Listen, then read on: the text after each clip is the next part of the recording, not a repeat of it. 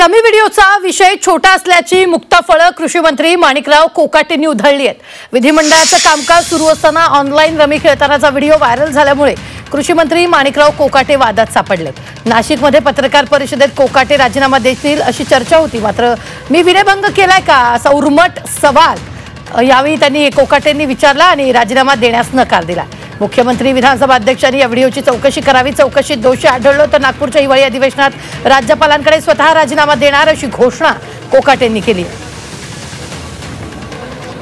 राजीनामा देण्यासारखं घडलं काय?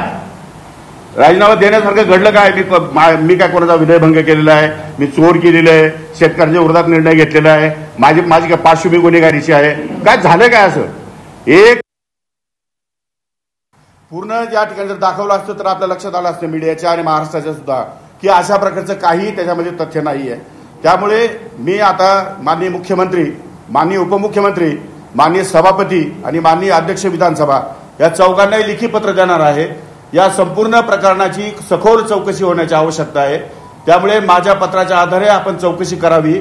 जर मी ऑनलाईन रमी खेळत असेल आणि मी जर दोषी सापडलो तर नागपूरच्या अधिवेशनामध्ये उपमुख्यमंत्री किंवा मुख्यमंत्री दोघांपैकी कोणी एकाने निवेदन करावं।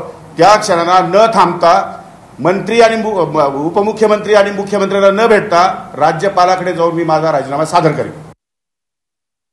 कारण नसताना ऑनलाईन रमीचा जो आरोप केलाय, ज्या राजकीय नेत्यांनी जो आरोप केलाय आणि ज्यांनी माझी बदनामी केली आहे त्या सर्वांना मी कोर्टात खेचल्याशिवाय राहणार नाही। ती चौकशी तर करावीच लागेल ना, म्हणून तर म्हटलं की सीडीआर चौकशी करावी लागेल आणि त्या संदर्भामध्ये जे राजकीय पुढारी कोणाशी बोलतात, कोणत्या संदर्भात बोलतात, कोण त्याला जबाबदार आहे ते शोधावंच लागेल मला कुठल्याही परिस्थितीमध्ये।